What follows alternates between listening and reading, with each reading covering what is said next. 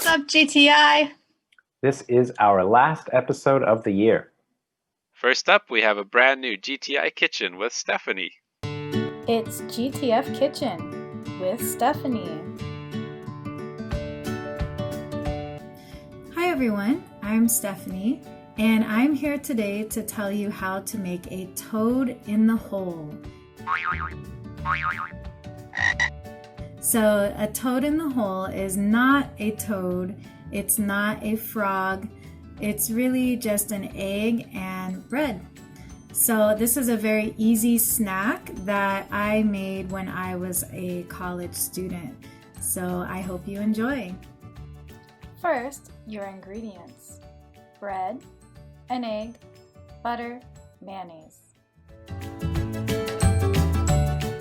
So the first step is to put mayonnaise on both sides of your bread.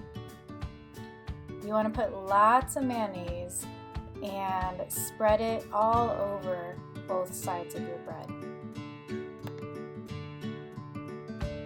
Step 2 is to cut a hole in your bread. I actually cut a square, and that's okay.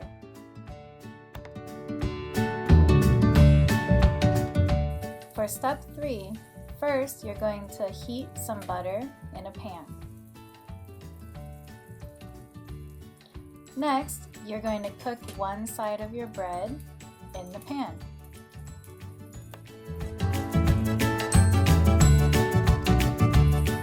Now, you're going to put an egg into the hole and put some salt on your toast.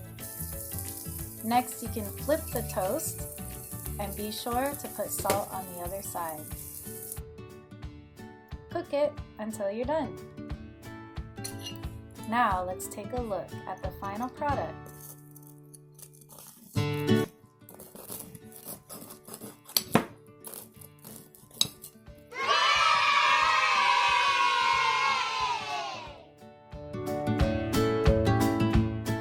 So I hope you enjoyed my cooking tutorial for toad in the hole. One piece of advice I have is to take the square piece of toast at the end and dip it into the egg. It's really delicious. So thanks for watching and happy cooking. Hey, Andrew. How many people are you having over at your place for Christmas this year?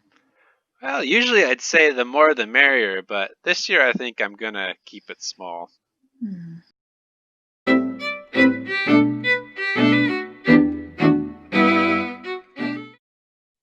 Okay, the phrase of the week this week is the more the merrier. Merrier here is the comparative form of the adjective merry, which means happy. You might know merry from the phrase Merry Christmas, when you're telling someone to have a happy Christmas. So in this case, we use this phrase, the more the merrier, to say that the more people that come to an event, the more people that do an activity, the better it will be, the more fun it will be. And it's often said in response to a question. So in that way, you might ask your friend, is it okay if I invite some of my other friends to your Christmas party? And they might respond by saying, of course, the more the merrier. Someone might also ask, are there any spots left open for the ski trip?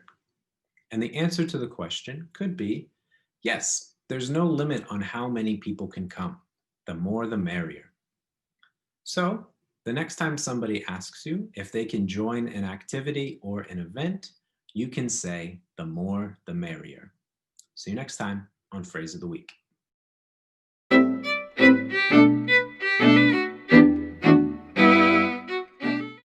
So my favorite Christmas story is the Polar Express, but what's your guys' favorite Christmas story? I might say Mrs. Claus Saves Christmas. I've never heard of that one. I'd say my favorite by far is How the Grinch Stole Christmas.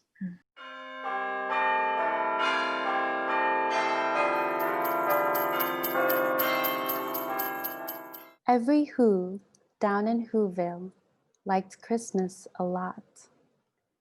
But the Grinch, who lived just north of Whoville, did not.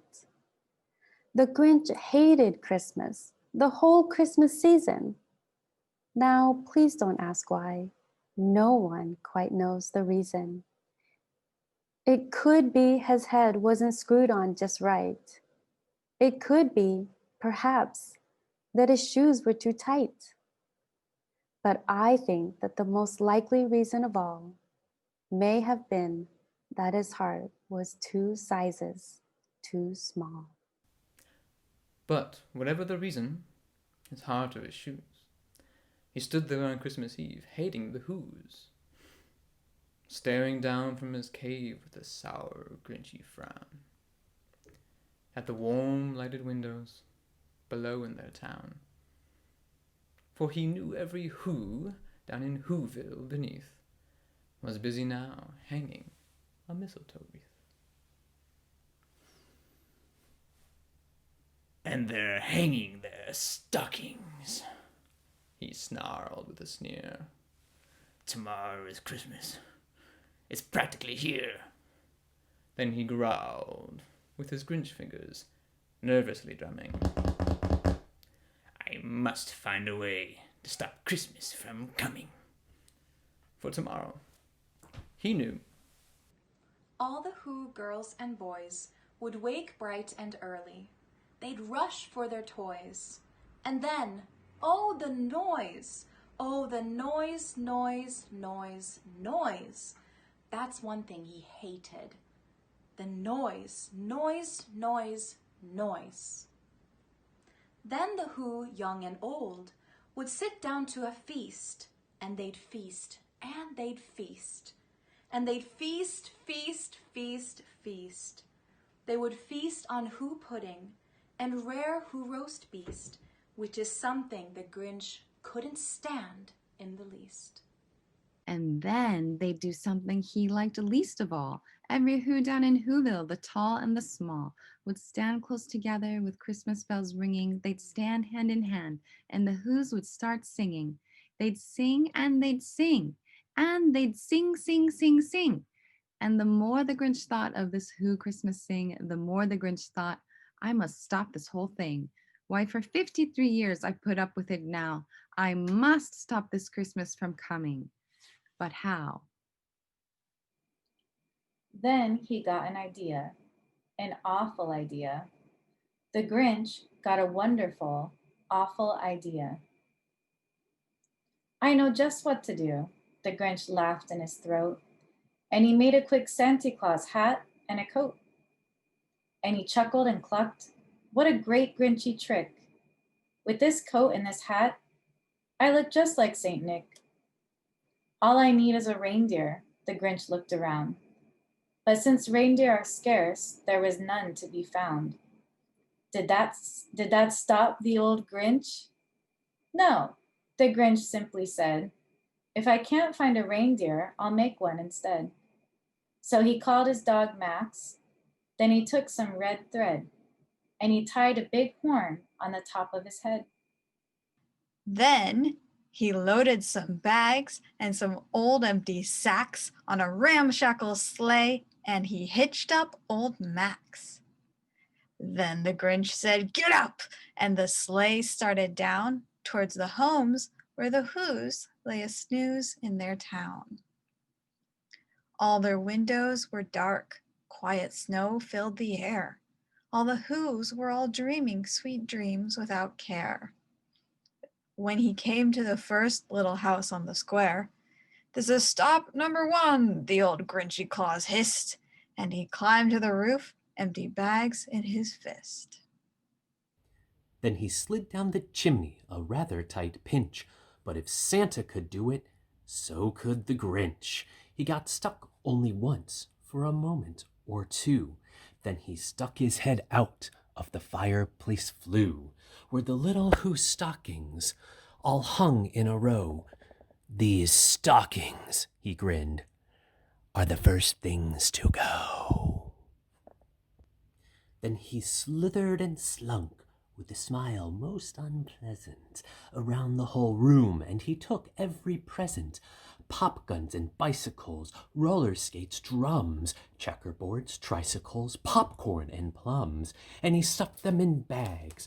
And the Grinch very nimbly stuffed all the bags, one by one, up the chimney.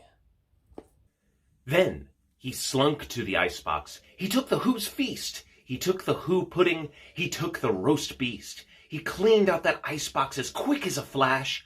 Why, that Grinch even took their last can of Who hash. Then he stuffed all the food up the chimney with glee. And now, grinned the Grinch, I will stuff up the tree. And the Grinch grabbed the tree and he started to shove when he heard a small sound like the coo of a dove. He turned around fast and he saw a small Who, little Cindy Lou who was not more than 2. The Grinch had been caught by this tiny Who daughter, who'd got out of bed for a cup of cold water. She stared at the Grinch and said, "Santa Claus, why? Why are you taking our Christmas tree? Why?" But you know that old Grinch was so smart and so slick. He thought up a lie and he thought it up quick. "Why, my sweet little tot," the fake Santa Claus lied, "there's a light on this tree that won't light on one side. So I'm taking it home to my workshop, my dear. I'll fix it up there and I'll bring it back here." And his fib fooled the child. Then he patted her head and he got her a drink and he sent her to bed. And when Cindy Lou Who went to bed with her cup, he went to the chimney and stuffed the tree up. Then the last thing he took was the log for their fire. Then he went up the chimney himself, the old liar. On their walls he left nothing but hooks and some wire. And the one speck of food that he left in the house was a crumb that was even too small for a mouse. Then he did the same thing to the other Who's houses, leaving crumbs much too small for the other Who's mouses. It was 1:15 dawn, all the Who's still abed, all the Who's still a snooze, when he packed up his sled, packed it up with their presents, the ribbons and wrappings, the tags and the tinsel, the trimmings and trappings. 3,000 feet up the side of Mount Crumpet, he rode with his load to the tip-top to dump it. Pooh-pooh to the Who's, he was Grinchishly humming. They're finding out now that no Christmas is coming. They're just waking up, I know just what they'll do. Their mouths will hang open a minute or two. Then the Who's in Whoville will all cry boo-hoo.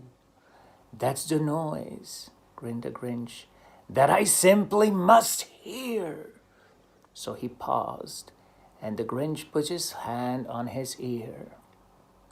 And did he hear a sound rising over the snow? It started in low, then it started to grow. But the sound wasn't sad. Why, this sound sounded merry. It couldn't be so. But it was merry, very. He stared down at Whoville. The Grinch popped his eyes. Then he shook. What he saw was a shocking surprise. Every Who down in Whoville, the tall and the small, was singing without any presents at all. He hadn't stopped Christmas from coming. It came. Somehow or other, it came just the same.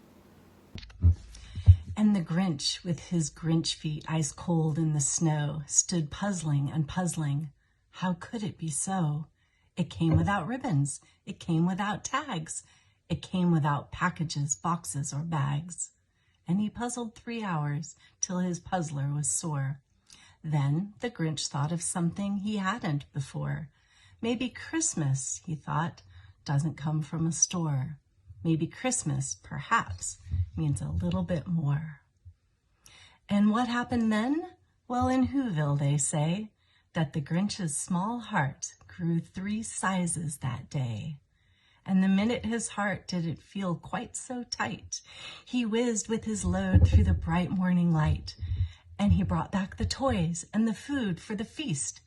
And he He himself, the Grinch, carved the roast beast.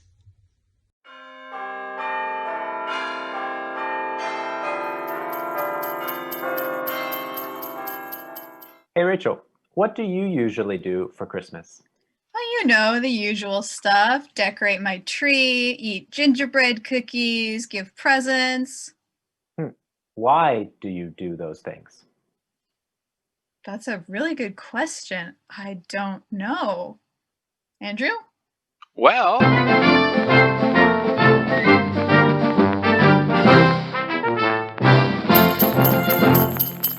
hello and welcome to another episode of Holiday Origins. Today we're going to talk about Christmas.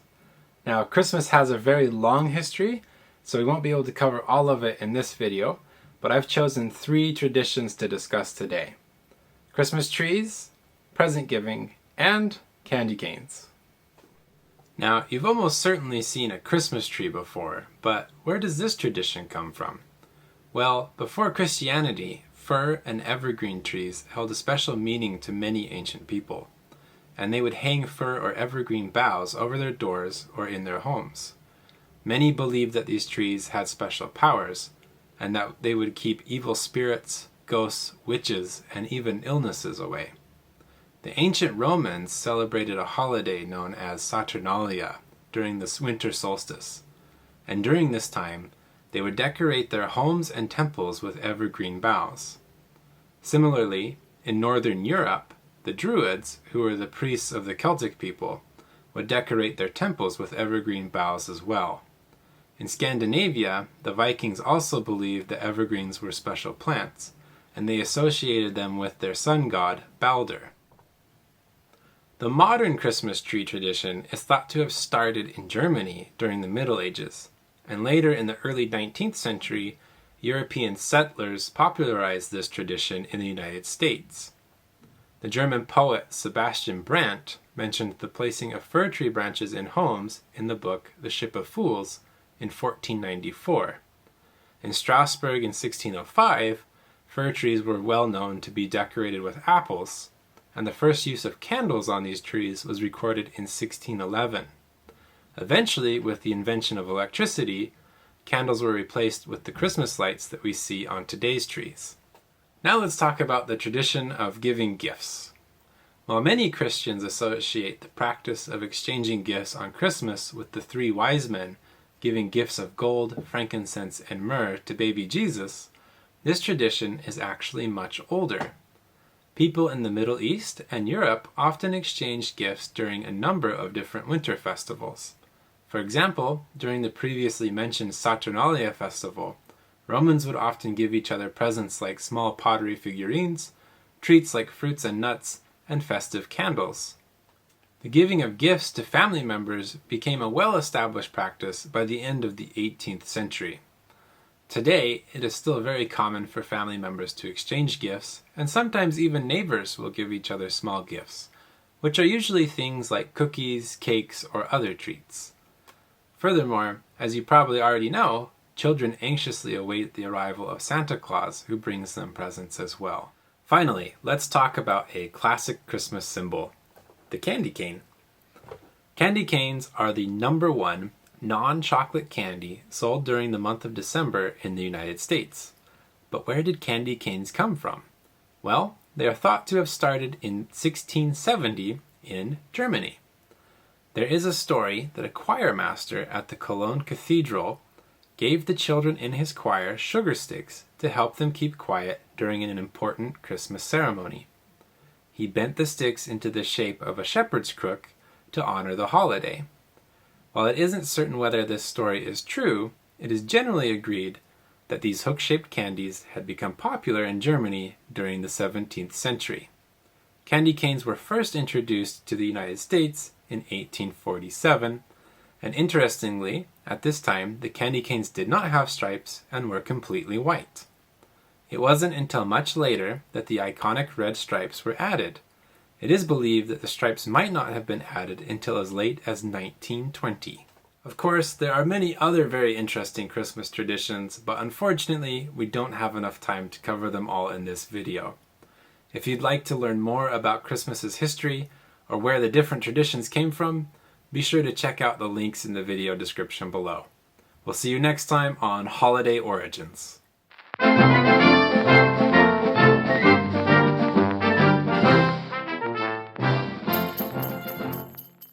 Well, that's all we have time for this year.